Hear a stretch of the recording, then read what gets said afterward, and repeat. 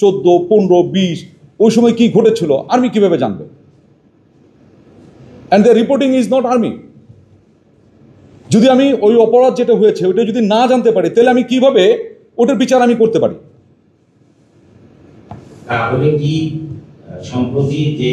এই জন্য আমি বলছি যখন কমিশন কাজ করছে we gave them full support. You can talk to the commission.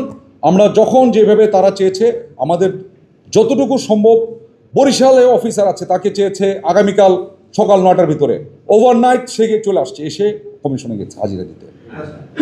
তাহলে কি এই যারা কমিশন আপনাদের কাছে দিলেন বাংলাদেশ না, যেহেতু ডিজিএফআই আপনাদের অ্যাটাচ নয়, এটি হলো অ্যাটাচ না, আমাদের আন্ডারে না, এটা হলো।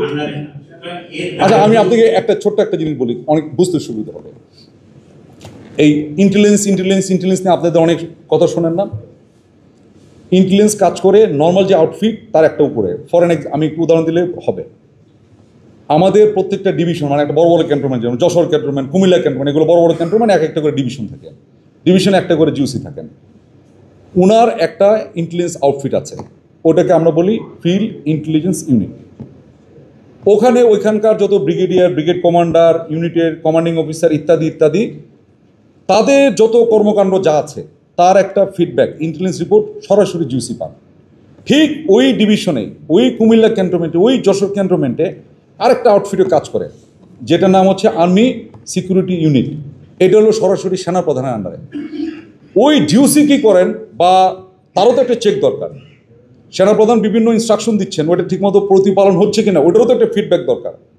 ওই ইন্টেলিজেন্সের কাজ করে কিন্তু আর্মি সিকিউরিটি, মানে স্তরটা বুঝতে পেরেছেন? এখন এই 3 বাহিনী কাজ করে, 3 বাহিনী ঠিকমতো কাজ করছে কিনা এটা কে দেখভাল করবে? Defence minister. আমাদের জন্য prime minister, defence minister most of the time single. তাহলে উনি কেমনে করে জানলেন? For his or her is a DGFI. তার মানে আপনি বুঝতেছেন যে আমাকে সুপারভাইজ করবে যে whether I am doing the correct job or not, সে তো আমার আন্ডারে না।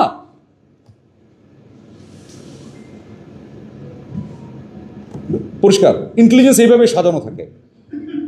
এই যে এত সচিবালয় থেকে শুরু করে অমুক তমুক, এদেরও কেউ না কেউ কোনো একটা ইন্টেলিজেন্স অর্গানাইজেশন কাজ করে। সচিবদেরও তো কাজ পর্যালোচনা করা হয়, রিপোর্ট হয় ইত্যাদি, না? সে পারফর্ম করছে, সেইটা করছে, ওইটা করছে। Who does? নাম বলে দেব? নিশ্চয়ই কোনো একটা ইন্টেলিজেন্স অর্গানাইজেশন করছে, বাট সে অবশ্যই সচিবের অন্তর্গত নয়, সে সচিবালয়ের আন্ডারে না।